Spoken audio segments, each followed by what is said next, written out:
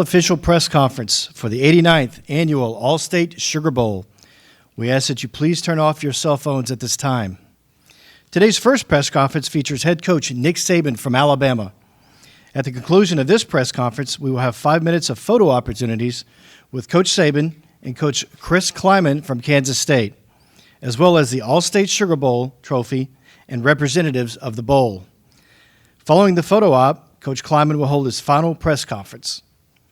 After Coach Saban makes a brief opening statement, we will open the floor to questions. Please wait for the microphone to ask your question, and please identify yourself by name and media outlet. Thank you. Well, first off, I'd like to wish everybody a Happy New Year. Great time to have gratitude for the year we just had and looking forward to the next year. And I'd also like to thank all the people involved with the Sugar Bowl for the opportunity to play in a great traditional bowl game and for the hospitality that they've offered our players. I think games like this are about players, and certainly has been a great experience for our players to be a part of the Sugar Bowl and in the city of New Orleans. So we appreciate that more than you know. You know, the players that we have here, you know, sort of are representative of our team and what our team is all about in terms of what we want to accomplish, what we want to do to help people be more successful in life because of the character and attitude that they sort of develop as a college student to create value for their future. And I've been pleased with, you know, what our players have done in preparation for this game, as well as how they've represented the University of Alabama while here at this game. We have an opportunity to play a really, really good team. You know, Kansas State is probably is playing as well as anybody in the country at the end of the season this year, winning the Big 12 title, as well as beating a playoff team, you know, to do it. So this is going to be a tremendous challenge for our team, and something that I think if you're a great competitor, you always welcome the opportunity to play in big games against great teams. So preparation has been good, and the attitude has been good with our players. So, you know, hopefully it'll show up on the field in terms of the way we play. All right, please raise your hand and wait for the microphone. Right here in the front on the right side. Nick Kelly, Tuscaloosa News. In your experience, what is the difference of teams that can close games and players that can make plays in big moments and those who don't? Well, I think that's kind of a tough question, because I think if you can stay focused on the moment. You know, there was an old statement that I read once that Michael Jordan said, when I play at the end of the game, I never change. I just stay focused on what I have to do on that particular play in that particular moment, and I take advantage of the fact that other people change. So saying all that to say this, that some people have the ability to do that because they have maturity as a competitor that allows them to stay focused on what they need to do in that moment. It's not the circumstance of the moment, it's how, you know, they respond and being able to stay focused in that moment to make plays. We're going to stay here on the right side. Jake Stansel, WBRC in Birmingham. Coach, just seeing the level of focus from you and the players, what has made this bowl game so enjoyable to prepare for? Well, I think sometimes we've been in the playoffs so many times here in the last 10, 12 years. There's only been a few occasions where we have a circumstance where we haven't gotten into playoffs. And I think it's more challenging when that's sort of the goal for what the players work for all year long and came up short, to sort of recenter. You know, your circumstance doesn't really define or who you are. It kind of reveals who you are in terms of how do you respond, you know, to the challenge that we have in the circumstance that we're in. So it's always a little more challenging, but I think that our players have had the right disposition and the right mindset about how they've approached it. Go to the left side on the third row. Hey, Coach Saban, Jamal Kennedy, WSFA 12 News, and Montgomery. Sort of a piggyback off of that question, you talked about being grateful and gratitude for the year.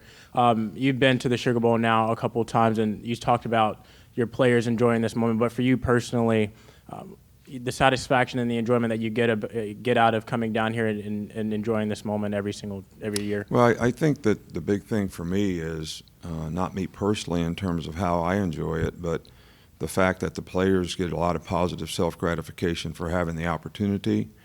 I think that's what bowl games are all about.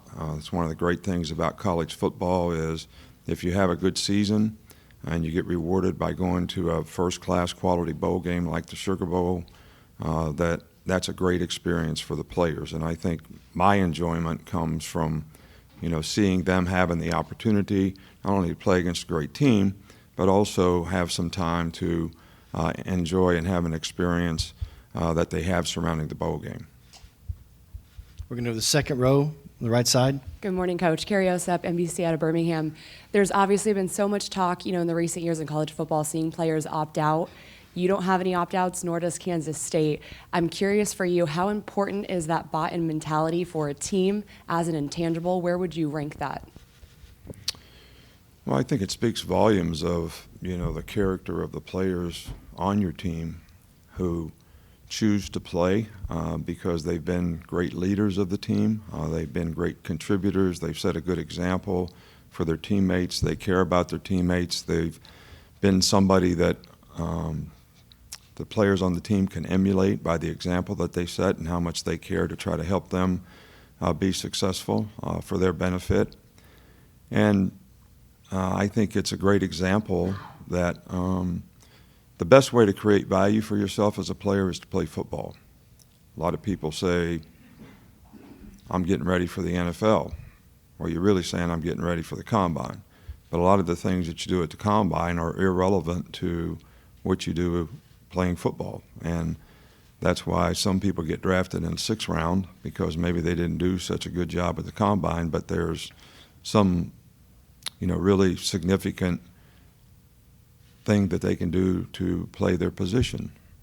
I use the example of Tom Brady, who didn't run fast at the combine, didn't jump high, didn't bench press a lot, didn't do all the things that they measure at the combine, but he could play quarterback. So I think the way I try to approach it with our players is the best thing you can do to create value for your future is to play really well against really good teams. And I think that's what our players have an opportunity to do. And I'm very pleased that they chose to do this. But I think we have a responsibility and obligation to take out as much risk as possible in terms of, how we ensure the players so they don't have to do it with a lot of concern. Okay, we'll stay on the right side and go to the middle. Ed Daniels, WGNO, New Orleans. Coach, do you think the 12-team playoff is the fix that the college game needs, and if so, why? When you say fix, I don't know what's broke. Let's talk about what's broke first, and then that will determine whether a 12-team playoff fix it. What's broke? A lot of empty stands, a lot of empty seats. A lot of players not playing. Yeah, and even though we didn't have any opt-outs, we have like 10 guys that, they got in the transfer portal. So, and I gave them all the opportunity to play in the game if they wanted to, and they didn't. So I don't know if that's a good thing for players, not to have to stay committed to their team for the entire season. So there's a lot of things in college football, I think, that transfer portal has created a real challenge for all of us in terms of how to manage rosters. Name, image, and likeness is something that I think is great for the players if we keep it in the concept of them being able to do that, and we start using it to get guys to come to certain schools based on how much money they can make. I'm not sure that's the reason that you go to college is to create value for your future. So that's going to trickle down into high schools in terms of some guys are going to say, I'm not going to play for my team in high school because I'm going to get this much money to go somewhere to go to college. So I think those things are much greater issues that need at least some parameters. And I think that having a 12-team playoff, I said this when we went to a 14 playoff, it will minimize the importance of bowl games to some degree, and hopefully the bowl games will still be a part of the 12-team playoff to some degree. But I think that from a fan perspective, there'll be 20 teams that people will be interested in toward the end of the season, because there are probably that many teams that have an opportunity to get in the playoffs. And it seems from your standpoint, from a media standpoint, I don't mean this in a negative way, all the focus and all the emphasis is on the playoffs. So, and who has the opportunity to win a national championship. So how that gets implemented, I'm not sure. But I think from a fan perspective, that probably is a good thing. But I also think that, fans relate to players. And if players don't have a commitment to a team, that's going to impact how fans relate to a team as well, I think. So all these things are, probably issues that need to be addressed in the future. I'm not sure what the solutions are, but I'm sure there's people in positions, whether it's conference commissioners or, even the federal government, because some of these things have been created by laws and lawsuits. And there's a lot of good in them, but there's also some guidelines that we probably need to institute. Right here in the front row, left side. Hey, Coach. Georgia Chambers out of Huntsville, 48 Sports. Going back to the no opted-out players, what message does it send to the younger players, even the recruiting class coming in, having players like Will Anderson Jr. and Bryce Young playing in this game? Well, I think it goes back to a simple question. Why did you come to Alabama? Now, if you came to Alabama because you wanted to be the best you could be as a person, as a student, and as a player, which is what we try to promote in the program, then this is just another opportunity for you to have a chance to do that in a very competitive situation against a very good team. So, but I do think it sends a very positive message to teammates when the leaders of the team, both guys are captains. One guy was the most inspirational player voted by his teammates. One was the most valuable player voted by his teammates. That they choose to continue to be a part of the team and put the team first. I think it sends a significant message to all players on our team in terms of the kind of commitment that they have and the example that they set in a positive way for what you can accomplish and what you can do. All right, we have time for two more questions. We'll start right here in the front row, right side. Chase Goodred with the Tuscaloosa News. Coach, you've said many times that you've got, and when it comes to recruiting, you've got certain parameters for size at each position and so forth. So in light of that, when you watch tape of a running back like Deuce Vaughn, who's 5'6" and 175, do you find him fun to watch, even though film study is serious business? Oh, I think pound for pound, he's probably one of the best players, greatest competitors, toughest guys. So when we say we have parameters, that's all that it means. It doesn't mean that there's not an exception to every rule. You can say a cornerback needs to be 6 foot tall, but there are guys that are 5'10" and 5'9" who go to the Pro Bowl. It's a parameter. It's not a killer. And there's a lot of things that you look at, whether it's,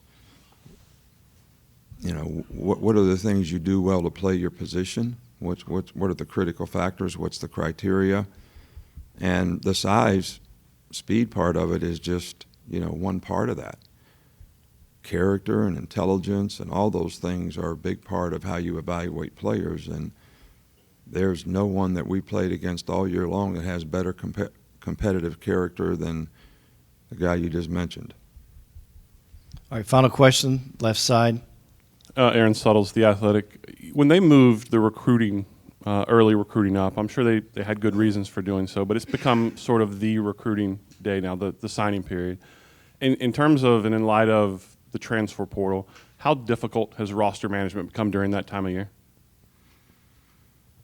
Well, I think roster management is difficult year-round because what's going to happen after this game? What's going to happen in the end of April? So, basically we have the players can basically change in any of these windows. How many do you know are going to do it or you think might do it, and how do you replace them? It's difficult year-round, not just now. But when we started and said we're going to have an early signing period, many people said, including myself, that would become the signing period or signing date, which it really kind of has. So there's only a few guys left out there that are going to make a decision in February. So I don't think it's a bad thing, but we also had to move the whole recruiting calendar up because of that, to have guys visiting in the summertime and more guys visit during the season. So the normal time when people used to visit, December and January, is almost obsolete in terms of, we may have one player that's going to visit in January as of right now. I'm talking about high school players. So it is what it is. You have to be able to adapt to all these things if you're going to continue to be successful, and that's what we've tried to do. All right, thank you, Coach Saban. All right, I'd like to thank the media. I think you all do a fantastic job of giving our players a lot of positive self-gratification for the hard work that they do and reinforcing their positive performance. And I know they appreciate it, but as a coach who always is interested in the players, I think what you do for them is outstanding, and we appreciate it. Thank you. At this